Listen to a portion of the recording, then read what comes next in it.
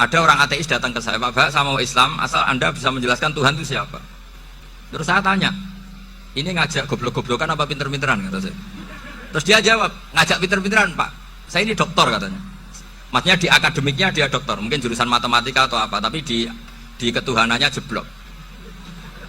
Terus tak tanya, kalau ini ada kertas, kamu suka ada rumusnya apa suka ada? Ya suka ada rumusnya. Kenapa ada kertas? Ya karena ada yang bikin. Nah kira-kira berstatus membikin atau membuat itu sesuatunya mewujud apa enggak? Ya pasti mewujud lah, pasti ada. Ya sudah, anggap Tuhan itu adalah sebab dari semua yang ada. Masa alam yang seperti ini, langit dan bumi ini mewujudat, kemudian kamu katakan kholaqohal adam, bahwa alam raya yang mewujud ini diciptakan oleh ketiadaan. Ya juga, berarti Tuhan itu ya? Ya itu yang namanya Tuhan. Lalu mulai dulu kiai-kiai ngomong gitu kan saya Islam katanya. Jadi kiai-kiai itu kadang-kadang kalau dakwah pokoknya KBU digawe Tuhan. Beda dengan dakwahnya orang-orang mantek.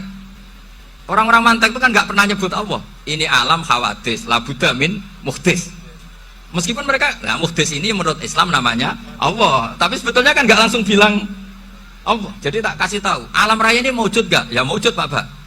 Bisa nggak sesuatu yang nggak ada menjadi faktor wujudnya yang ada? Ya tidak bisa, namanya nggak ada itu nggak bisa jadi faktor. Nah itu hebatnya ulama-ulama kita, ketika mengenalkan Allah itu siapa? Zat yang wajibil wujud. Jadi kita ini kalah pinter be ulama-ulama dulu. Ya alhamdulillah kalahnya sama ulama dulu. Kalau kalah sama ulama sekarang isen Pak. Jadi ulama dulu sudah pinter. Pasti pertanyaan dasar manusia, hadil maujudat itu man kholaqoha, siapa yang menciptakan? Kalau kamu langsung jawab Allah atau Tuhan, mereka pasti tidak nerima. Ya jawab saja, hadil maujudat mesti kholaqoha maujudun. Nah berhubung maujud ini berstatus pencipta, harus super. Nah super ini oleh ulama disebut wajibul wujud atau musabbibul asbab, yang oleh Islam dinamai Allah. Tapi kita langsung ngomong Allah, ya mesti aja bingungkan kan bagi yang bingung maksudnya. Ya saya mohonlah kalimat-kalimat la ilaha illallah itu diamatilah, diresapi sampai seperti penjelasan saya ini, sehingga punya kualitas ilmu. Karena syaratnya memang fa'lam, harus punya kualitas apa? Ilmu. Ilmu itu apa? Ma'rifatus syai' ala ma huwa alaih. Mengenal sesuatu sesuai detail-detail sifatnya sesuatu itu. Misalnya kalau Allah sudah jadi Tuhan, ya harusnya qabla kulli syai'. Masa Tuhan sama yang dituhani wujudnya dulu yang dituhani, ditemukanlah sifat awal atau qadim. Makanya benar Gus Azaim tadi, kalau sudah bertauhid harus hafal akidah berapa khamsi. Dimulai apa? Wujud. Kenapa harus dikatakan wujud? Karena alam raya ini kadung maujudat. Hadhil alam maujudun. Masa maujudun kholaqohul adam? Masa maujudat kholaqohal adam? Nah itu yang disebut am khuliqu min ghairi syai'in am humul khaliqun. Jadi saya mohon semohon-mohonnya, cobalah tradisi-tradisi lihat baru ayat ini dihidupkan lagi, sehingga kita baca Quran itu sekaligus menjadi orang yang sangat argumentatif. Karena Quran adalah qul falillahil hujjatul balighah. Dilatih, jangan bosan dilatih. Makanya kalau saya baca ayat-ayat seperti itu, cek fair ya Allah itu. Fair betul. Gak apa-apa saya punya pesaing nggak tahu Allah, tapi yang imbang dong. Pas aku gawe langit ya bantulah, atau ada langit tandingan lah kira-kira gitu. Kalau saya bikin bumi ya ada bumi. Nah misalnya sekarang orang Cina bikin matahari, materinya dari mana coba? Dari yang sudah ada sekarang kan? Tetap saja agak ikut bikin kan?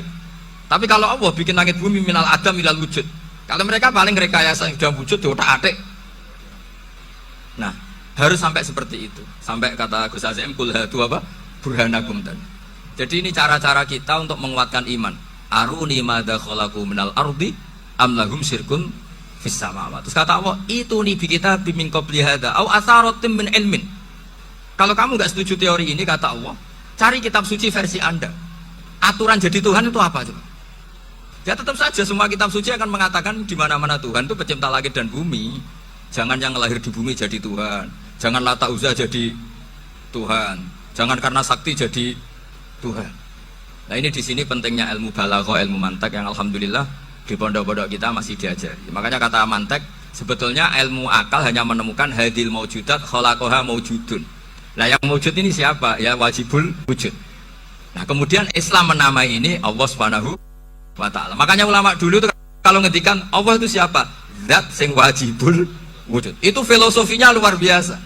Karena dengan seperti ini bisa menafikan teori ateisme bahwa alam raya ini diciptakan oleh ketiadaan. Makanya saya bilang tadi, ngajak goblok-goblokan apa pinter-pinteran gitu. Lah nek ngajak goblok-goblokan yang ngene, hadhil maujudat khalaqahal adam. Terus kita goblok bareng. Loh iya kan, barang maujud diciptakan yang tidak maujud. Wong ora wujud kok mempengaruhi sing wujud. Ya monggo nak goblok bareng kata. Akhirnya, "Gak Gus, saya ini dokter masa kamu ajak goblok?" Ya sudah, pinter saja kata saya. Alhamdulillah karena debat kecil ini dia menjadi nyaman lagi dengan apa? Islam. Memang saya tentu nggak bisa disalahkan doktoralnya karena di ilmu yang selain apa? Teologi gitu. Tapi kan polanya dia pasti pinter. Makanya ini sekaligus mengingatkan anak-anak lah. Kecakapan menjelaskan itu harus dilatih karena di antara kelebihannya Quran itu wal kitabil apa? Mubin, yaitu kitab yang punya kemampuan menjelaskan. Ini yang terakhir saya beri contoh. Terakhir ini penjelasan Quran. Dulu orang kafir itu cara berpikir itu begini, Muhammad, urusan kita ini banyak, problem kita banyak. Masa iya urusan yang banyak ini cukup dengan satu Tuhan? Kalau problem banyak ya Tuhannya harus banyak. Ada Tuhan pohon, Tuhan hujan. Ya kayak Cina itu ada Dewi Kuan Im keberuntungan, ada yang sial, yang pokoknya diurus yang banyak lah. Maka mereka bilang aja'alal alihata ilaha wahida inna hadza la syai'un ujab. Ini aneh, urusan banyak kok Tuhannya satu, ini aneh lah. Tapi Nabi secara sabar, dan yang diomongnya orang kafir, tidak anak Mahatali, orang kafir. Jadi nanti kalau anak Mahatali gak paham Quran, kebangetan orang kafir saja paham. Akhirnya Nabi secara santai, secara rileks memberi penjelasan gini. Kalau Anda menjadi buruh, kalau orang Arab dulu bilang abdan, kamu suka nggak punya majikan banyak, perintahnya beda-beda, semuanya memaksa kamu untuk nurut. Sama punya majikan satu yang baik. Ya nggak suka lah Muhammad, kalau majikan saya banyak, semuanya berhak merintah saya, tidak enak. Majikannya satu saja, satu saja. Terus kata Nabi, Tuhanmu itu majikan kamu. Kalau Tuhannya banyak, kamu bingung, nanti perintahnya banyak. Akhirnya mereka paham. Dan itu segampang itu Allah memberi penjelasan. Dorobawo masalah rojulan fihi syuraka umutasyakisuna wa rojulan salamal lirojul hal yastawiyani masalah alhamdulillah. Langsung diberi analogi. Kalau kamu jadi buruh, punya majikan banyak yang perintahnya beda-beda, kemudian jadi buruh yang majikannya satu, kamu milih mana? Ya milih satu Muhammad. Ya sudah, kalau Tuhannya banyak, perintahnya banyak, kamu juga bingung. Langsung menjadi paham. Nah, ketika ada orang tidak ikhlas, Nabi cara memberi penjelasan juga gampang. Misalnya saya dikasih uang Gus Azaim 1 juta, kemudian matur nuwun saya sama Pak Afif, aneh nggak? Saya ini orang aneh nggak? Orang aneh nggak? Itu Nabi kalau mencontohkan orang tidak ikhlas gitu. Kata Rasulullah, orang tidak ikhlas itu sebagaimana orang beli budak. Min kholisi malih, budak itu dibeli dari uangnya sendiri. Kemudian fa'amilah hadal abdu, budak ini kemudian bekerja dan a'tohulatahu, hasilnya dikasihkan sama orang lain. Terus Nabi memberi percontohan, ayasurukum ayakuna abdukum kadalik. Apa kamu suka kalau budak kamu seperti itu? Dulu orang-orang dulu kan beli budak untuk disuruh bekerja, terus disuruh setor apa hasilnya. Jadi budaknya kamu yang beli, yang biayai. Kalau sekarang mungkin nggak ada budak, gini lah, saya nyuruh Zaid, tak kasih mobil, tak kasih bensin, tak kasih uang jalan supaya narik angkot, hasilnya disuruh ngasihkan saya. Ternyata dikasihkan orang lain dan matur nuwun sama orang.